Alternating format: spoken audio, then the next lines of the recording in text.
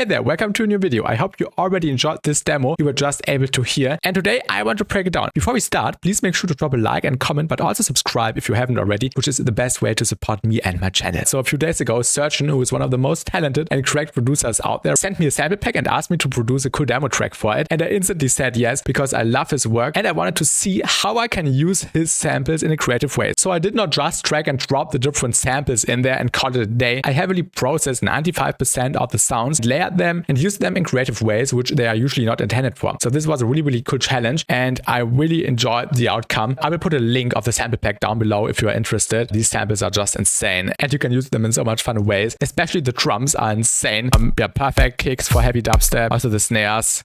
And yeah, lots of cymbals and claps. So there's stuff for everything, even vocals. And of course, plenty of basses. So when I kicked off this demo project, I started with the drums. I laid down a kick and a snare with a little pan layer on top, which is one of the coolest sounds ever. Also the snare is really beefy and the kick. I just put a clipper on the kick and the snare so they were not clipping. I also layered down plenty of cymbals, rendered this to audio. So I got this huge cymbal and then just this one. Little bit offset. The drums are already completed. And we can finally start with the Tearout gun. Let me disable all the crew processing. Without the crew processing, the gun sounds like this. And with the crew processing, you kind of hear a huge difference. So now I bypassed the crew processing and we can start with the different layers. I first picked one of the sub basses. Surgeon even included sub basses. Of course, you can also make a sub yourself in Serum or Current, for example. But these sub basses are really crazy and have some interesting movement and also clipping to them, which works fantastically. I first started writing a rhythm. I went with a triplet crit because it instantly adds swing. This is the raw sub sample. Of course, you can be lazy and call it a day, but in my opinion, you have to use samples in this way. Samples are a great starting point for ideas. For example, when a certain sample already has this vibe you are aiming for, like these bass sounds, which already have this really distinct movement and flavor to them. And you can use this as an inspiration with samples. So when you work with samples, please stop just tracking them in and calling it a day. Please add effects, change them in inconvenient ways to get really creative stuff out of them. So on the sub bass, I first EQ'd it a little bit, because it had some stuff in the upper frequencies which I did not want it. Then I added a disperser to just disperse the low end a little bit and delay the really low frequencies, which also adds some more movement to the sub. Then just an EQ to check, and then the corpus preset called kick tight without and with. You can hear that it adds some really nice stuff to the low end.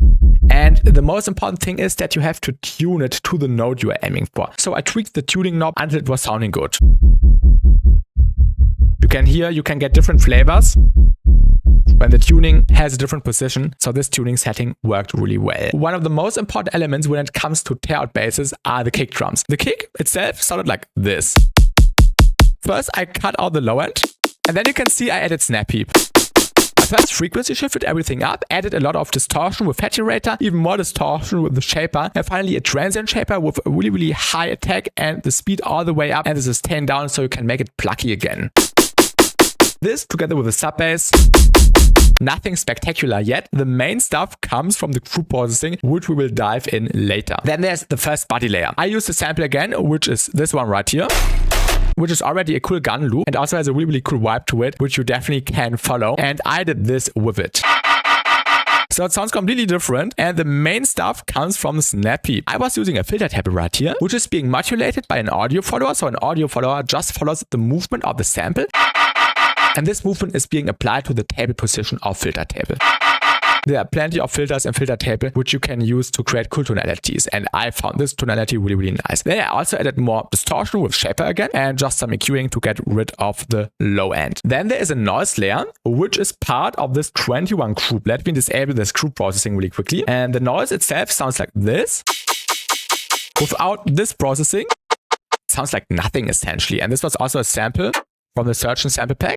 So just a short layered sample. First I cut out the low end again and added another snap peep. So you can see my favorite way to add a lot of an intense processing, which drastically alters the sound, is snap peep. I first frequency shifted everything down. Then we have a filter, which is being triggered by an audio follower. And the audio follower is triggering the cutoff for just some slight movement. Then I frequency shifted everything up, added a convolver with the disperser preset and cranked up the feedback because the feedback adds some cool resonances. Then I ran it through another convolver, a shaper table, which is also being triggered by the audio follower for some nice high-end sizzling, some disperser, and another filter, which is basically the same as before, but just with a different Q setting. Then I added another safety EQ, spec comp by Nasko, really intense compression here, an AC1 for some more distortion, some EQ again, and some Serum FX for some nice stereo width.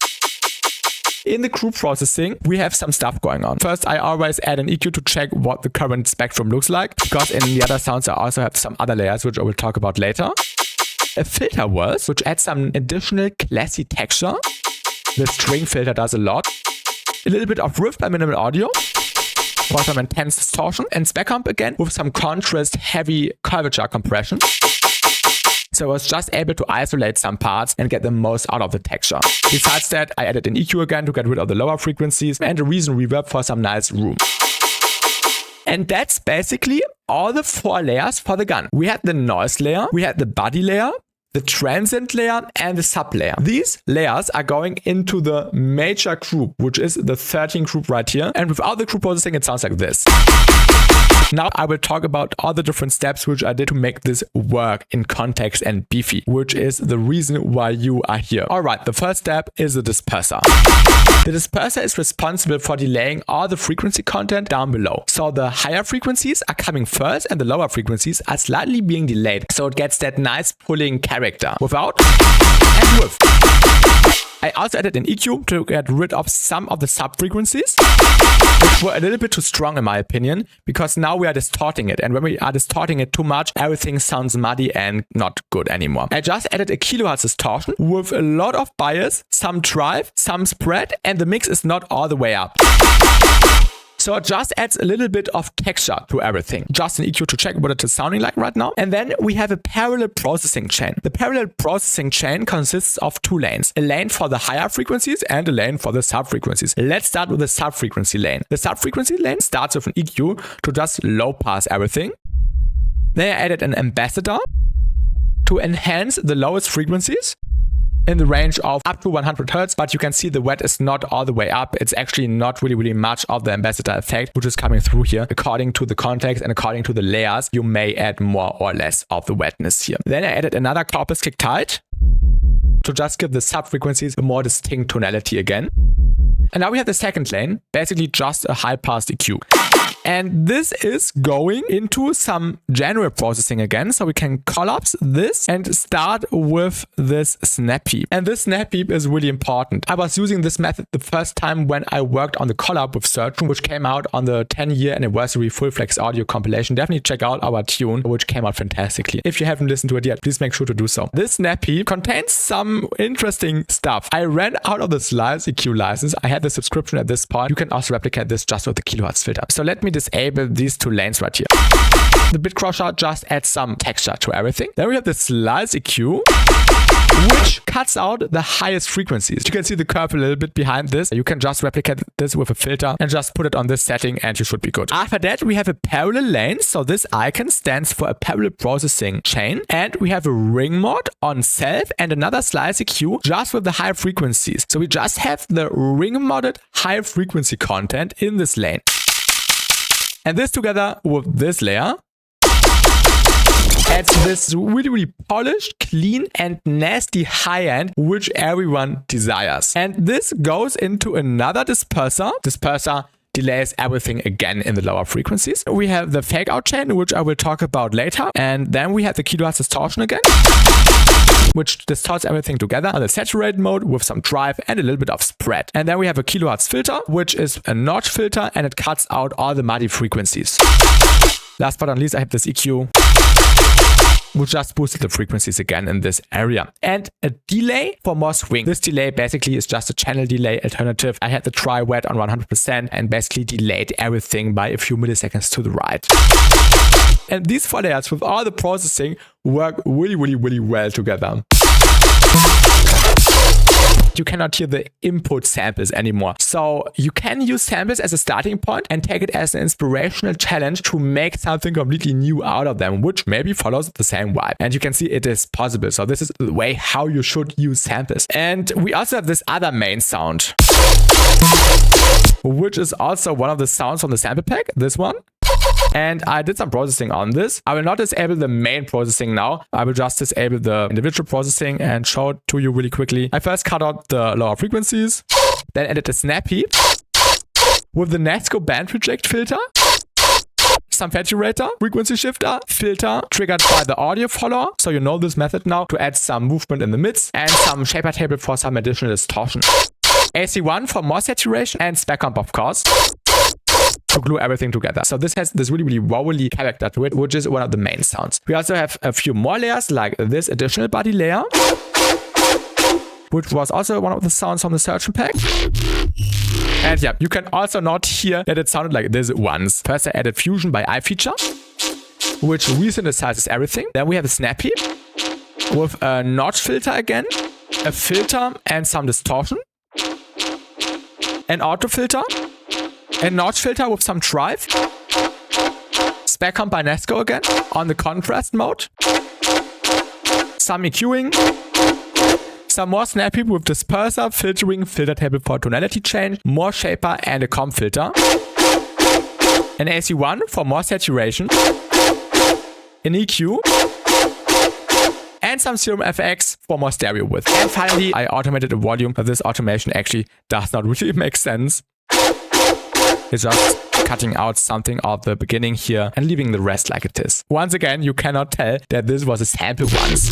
You can change samples in so much ways. And we also have this layer right here, which is actually not that much changed. It is one of the bleep layers from the Search Pack, but you cannot really hear it in the context. This was just a nice additional layer, which I processed with some reverb and some Serum FX. And together, these layers sound like this. Then we have some fills here and there, which I also processed a little bit, like this glitch. It usually sounds like this. And what I did was adding spec ops for tonality change, some spec comp, some kilohertz shaper, and Serum FX again for some stereo width. Then we have this sample, which is one of the only samples which does not have any processing. This just worked really well here. And then we have the glitch again, and this vocal sample. Yeah, which also does not have processing. It's going into the main group though. We have this sound, which goes into the same processing chain like the glitch. Usually sounds like this. And I added this processing to it, made it more beefy, and also made it louder. I also added some background stuff like some downlifters and risers and sweeps, all this kind of stuff, which are also from the pack. So basically all the sounds are from the Search Pack. Yeah, these are also really nice to add some more density. The final part I want to show you is the fake out chain. The fake out chain sounds like this. And the fake out chain consists of a convolver, some spec comp. I was actually using the old spec comp Light 2 here, and some EQing to just round off everything and make everything really soft and classy.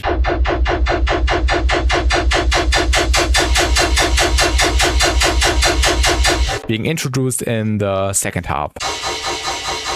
And this was the perfect way to enter this drop in my opinion. And that's it for the video. Shout out to Search again for sending me the sample pack. Definitely check it out. It's really crazy for dubstep production. Please use the samples in creative ways like I showed it to you. If you have any questions or suggestions, feel free to drop them down below. See you in the next video. Have a great day and goodbye.